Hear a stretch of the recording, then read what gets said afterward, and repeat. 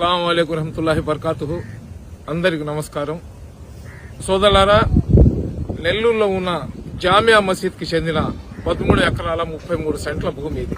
చూడండి, ఇదంతా ఏదైతే ఉందో ఈ భూమి అంతా 13 ఎకరాల 33 సెంట్ల భూమి ఇది.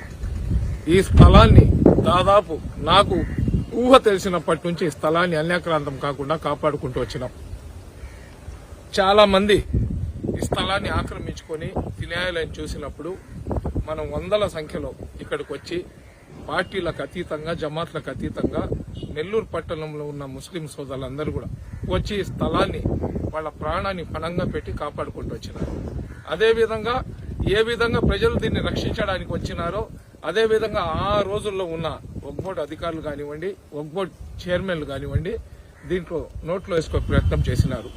1997లో జిల్లా వక్ఫ్ బోర్డు చైర్మన్ లాగా నేను ఉన్నప్పుడు ఈ స్థలాన్ని రక్షించడానికి ఎన్నో ప్రయత్నాలు చేసి ఆ రోజు మనం చేసిన కట్టుబాట్లకు ఈ రోజు దాకా కూడా స్థలం మిగిలి ఉంది.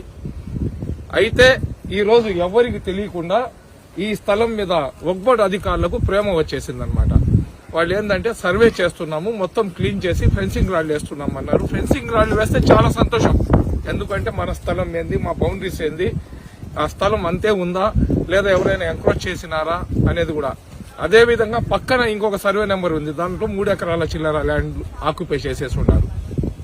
వీటిని రక్షించడానికి మన రాష్ట్ర వక్ఫ్ బోర్డు చైర్మన్ హాజీ అబ్దుల్ అజీజ్ గారు ప్రయత్నం చేస్తున్నారు. నిజంగా దీన్ని రక్షించడానికి ఆయన ప్రయత్నం చేస్తే మటుకు ఆయన్ని ప్రశంసిస్తాము, సన్మానం కూడా చేస్తాము.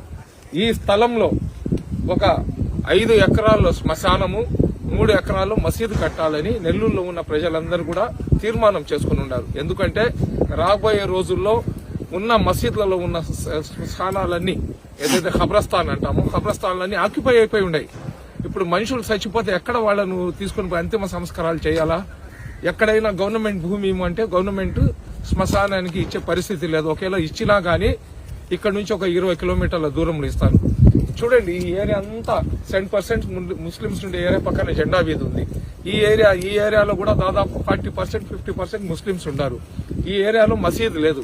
కాబట్టి వక్ఫ్ బోర్డు వాళ్ళకి నేను రిక్వెస్ట్ చేస్తున్నా, మీరు దయచేసి ఈ స్థలంలో ఒక మసీదు, అదేవిధంగా 5 ఎకరాల్లో శ్మశానం కట్టాలా.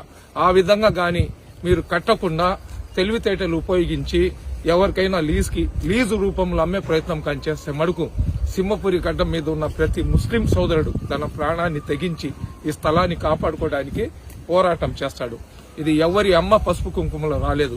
ఆ రోజుల్లో నవాబులు మన జామియా మసీదుకి ఇది ఇమాం మౌజన్ సర్వీస్ కోసం, సర్వీస్ ఇమాం, ఇది సర్వీస్ ఇనాం అంటారు దీన్ని. ఈ సర్వీస్ ఇనాం కి చెందిన స్థలాన్ని వక్ఫ్ బోర్డు వాళ్ళకు కూడా అధికారం లేదు. సరేనా? నేను ముందే చెప్తున్నాను, దయచేసి మీరు క్లీనింగ్ చేసి ఇక్కడ రాళ్లు రప్పలు నాటి హద్దులు వేస్తే సంతోషమే. మీరు హద్దులు క్లీనింగ్ చేసి హద్దులు చేసిన తర్వాత కూడా ముస్లిం సోదరులను అందరినీ కూర్చోబెట్టి మాట్లాడి ఇక్కడ ఒక ప్రధానమైన మసీదు, ఆ మసీదులోనే ఒక పెద్ద ఖబర్స్థాన్ని మనం ఏర్పాటు చేసుకోకపోతే రాబోయే తరాలకు మా బిడ్డలు, వాళ్ళ బిడ్డలు ఎవరైతే ఉన్నారో వాళ్ళు కానీ సరిపోతే వాళ్ళ ఖననం చేయడానికి కూడా స్థలం ఉండదు. కాబట్టి ముస్లిం సోదరులారా, మీరందరూ కూడా అలర్ట్గా ఉండండి. ఏ రోజు తెలియకుండా అన్యాక్రాంతం చేస్తారో వాళ్ళు ఏ క్షణంలో కూడా ఎవరైనా ఈ స్థలాన్ని రక్షించే ప్రయత్నం చేస్తే సన్మానం చేద్దాం. అన్యాక్రాంతం చేసే ప్రయత్నం కానీ చేస్తే మటుకు మా ప్రాణాలకు తెగించి స్థలాన్ని కాపాడుకొని ఇక్కడ ఒక మసీదు, ఖబరస్థాన్ని నిర్మించుకుందాం. కాబట్టి ముందుగానే ఇక్కడ జరుగుతున్న ఈ పరిణామం ఏదైతే ఉందో అది ప్రజలకు తెలియజేయాలని ఈ వీడియో పెడుతున్నాను. మీరందరూ కూడా ఈ వీడియోను ఎక్కువ మందికి షేర్ చేయండి. ఎప్పుడైనా సరే ఒక్క పిలుపు కానీ ఇస్తే మీకు ఎన్ని పనులు ఉన్నా కానీ పనులను పక్కన పెట్టి ఈ స్థలాన్ని రక్షించడానికి ప్రతి ఒక్కరు ముందుకు రావాలని కోరుకుంటున్నా. అస్సలాము అలైకుం.